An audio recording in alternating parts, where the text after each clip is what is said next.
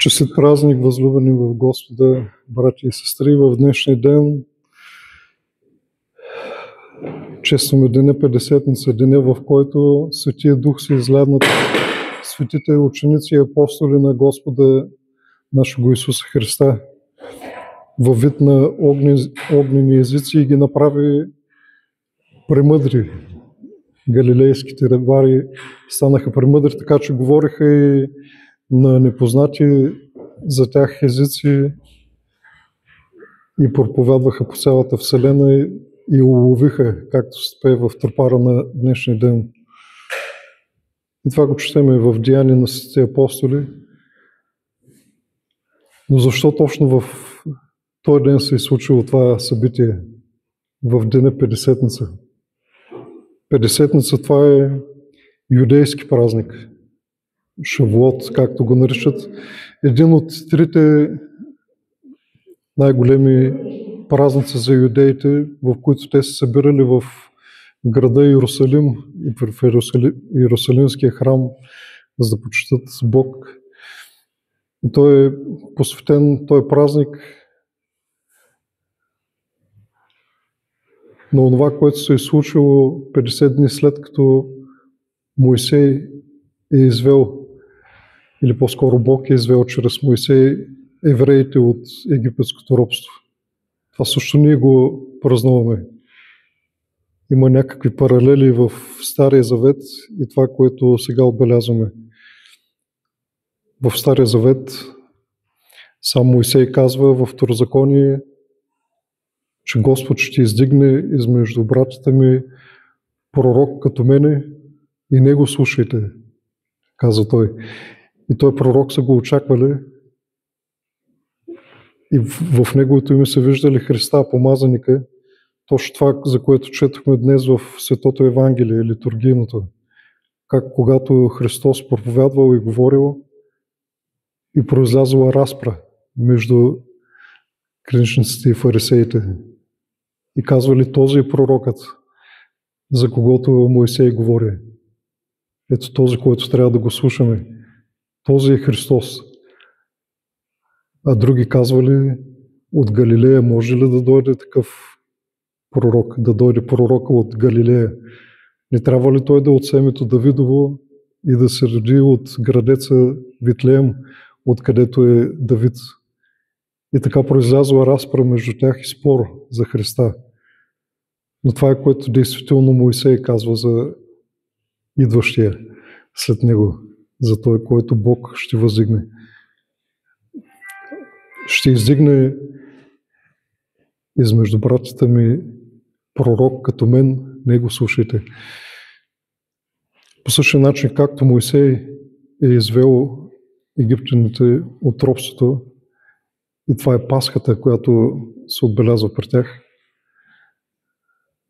прехода от робството към свободата, но по същия начин и ние преди 50 дни отбелязахме нашата Пасха, когато Христос, ето този, който говореше Моисей за него, ни изведе не вече от някакво земно робство, а ни изведе на свобода от духовното робство.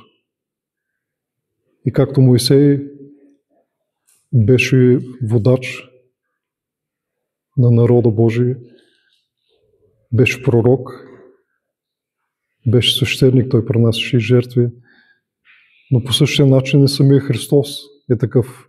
Христос, помазаника, той е едновременно цар, водител, такъв, който е пророк и такъв, който е първосвещеник, който самия себе си пренася в жертва. И след като Моисей изведе египтяните от Египет, Бог им даде маната, докато Христос не дойде, даде своето собствено тяло като храна. И така, когато стигнаха на планината Синай, се възкачи Моисей. Обаче Христос също се възкачи на Елеонската планина. И както Моисей получи на Синай старозаветните заповеди, скрижалите на завета И тогава беше установен завета между Бог и Божия народ. По същия начин и с Христос, след като се възнесе и в деня на Петдесетница се изля Светия Дух.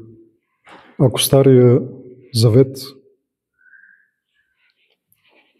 е такъв, който беше написан на скрижалите,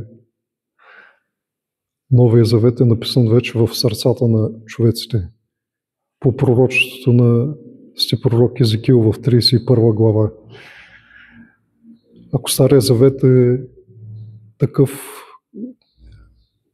който води човеците към следване на заповедите, но по-скоро по буквата, Новия завет вече е такъв, чрез който беше въздигнато старото и вече не по буквата живеем, а по духа.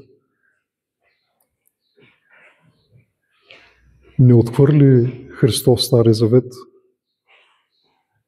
Стария завет беше само за един народ, за еврейския, докато Новия завет вече е за всички човеци, които повярват по думите на светите апостоли. И така галилейските рибари, той действително ги направи премъдри. Самите те станаха пророци, самите те бяха пратени от Христа и действително уловиха цялата Вселена и ние самите, ако присъстваме днес в храма и празнуваме в този празник на Петдесетница, деня в който се изля Светия Дух над апостолите, деня в който възникна новозаветния народ Божий, Църквата Христова, ние затова казваме, че днес е рождения ден на Църквата, също както в древността на планината Синай, след като Мойсей получи заповедите, беше пък рождения ден на онзи старозаветен народ. Но днес вече живееме по дух и в нас нека да ги вижда Христос плодовете на духа. Любовта, радостта, мира, въздържанието, кротостта, дълготърпението, да вижда Христос в нас тия плодове на духа и не само Той обаче, но и така да свети действително пред човеците светлината ни, тая, която вътрешно ни озарява. Не случайно следващата неделя е посветена на всички светии и ние ги винаги изобразяваме с ореол. Това е вътрешната светлина на Светия Дух. Точно Той е същия, който се изля над апостолите и който по техните думи приеха всички вярващи оттам нататък и който ние също сме го приели. Нека тая светлина да свети в мрака, така че повече хора да намират пътя към Господа. Църквата, която се роди в деня Петдесетница, да расте с това, че ние придобиваме мирния дух и с това, че все повече хора, виждайки в нас, прославят Небесния Отец и се присъединяват към новозаветния народ Божий. Се възползват от тая възможност, която Христос ни даде със своята изкупителна жертва, с възкресението си, самите ние да ходим във възкресен живот, да сме мъртви за греха, мъртви за дявола, а да сме живи в Бога. Бог да живее в нас, в любовта да пребъдваме, понеже който пребъдва в любовта, такъв пребъдва в Бога и в Светия Дух пребъдва такъв.